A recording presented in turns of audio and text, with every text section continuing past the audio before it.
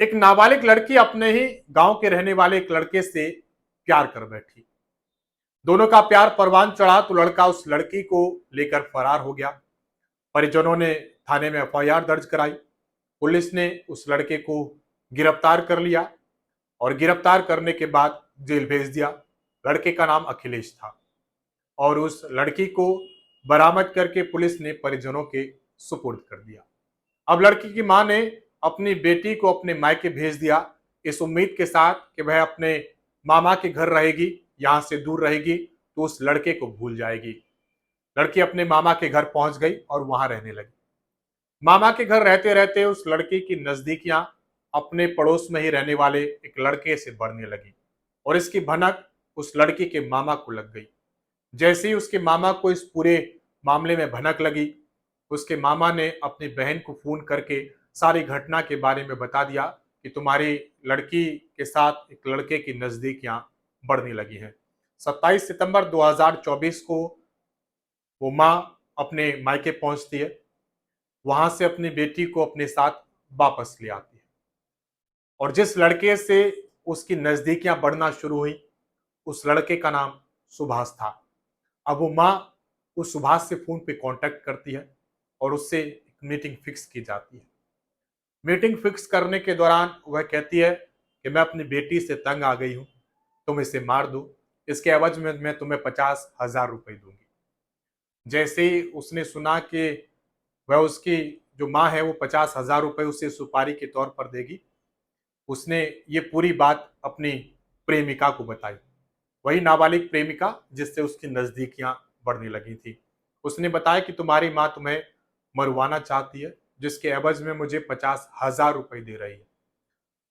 अब दोनों ने मिलकर एक प्लान बना लिया। दरअसल ये सच्ची घटना है उत्तर प्रदेश के एटा जिले की, जहां 10 अक्टूबर को पुलिस ने एक खुलासा किया है, जिसमें एक सनसनीखेज हत्या हुई थी। एक महिला का शव बाजरे के खेत में मिला था। पुलिस ने इस पूरे मामले में खुलासा करते हुए 2 लोगों को गिरफ्तार किया। अब क्या हुआ, जैसे ही उसने अपनी प्रेमिका को पूरी सच्चाई बता दी कि तुम्हारी माँ तुम्हें मरवाना चाहती है, तो दोनों ने मिलकर एक प्लान बनाया और उस लड़की को अपने साथ ले जाकर उसने उसका एक ऐसा फोटो खींचा जिससे ये लगे कि वह मर गई है और वो फोटो खींचकर लड़की की माँ को व्हाट्सएप कर दिया। लड़की की माँ का नाम अलका था। उसे व्हाट्सएप किया गया।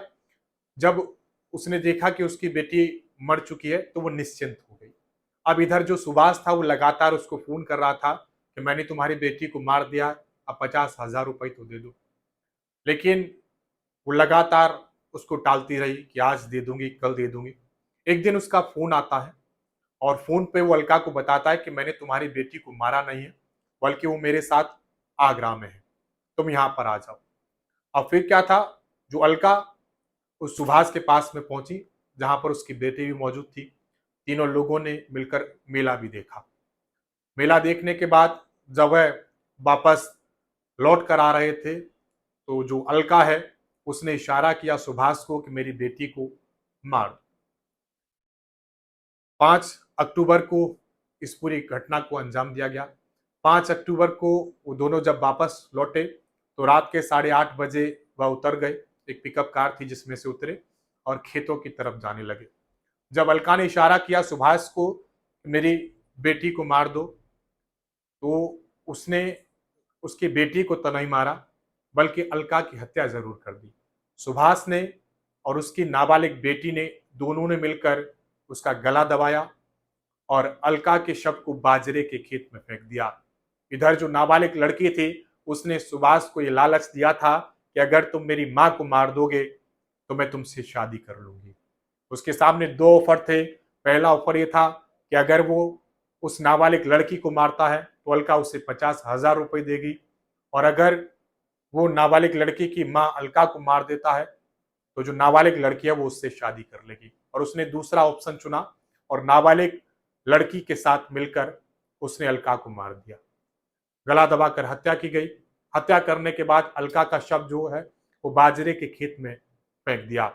6 अक्टूबर को पुलिस को ये शव मिला, जिसके बाद पुलिस घटना की जांच पड़ताल में जुट गई। फॉरेंसिक की टीम मौके पर पहुंची, साक्ष्य एकत्रित किए गए।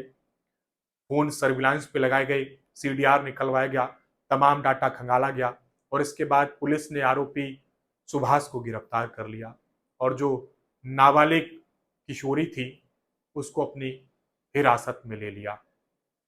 ये घटना है एटा जिले की और इस पूरे मामले में सुभाष को जेल भेज दिया गया है और वहीं जो नाबालिग किशोरी है उसको न्याय किशोर बोर्ड में पेश करने के बाद महिला सुधार केंद्र उसको भेजा गया है।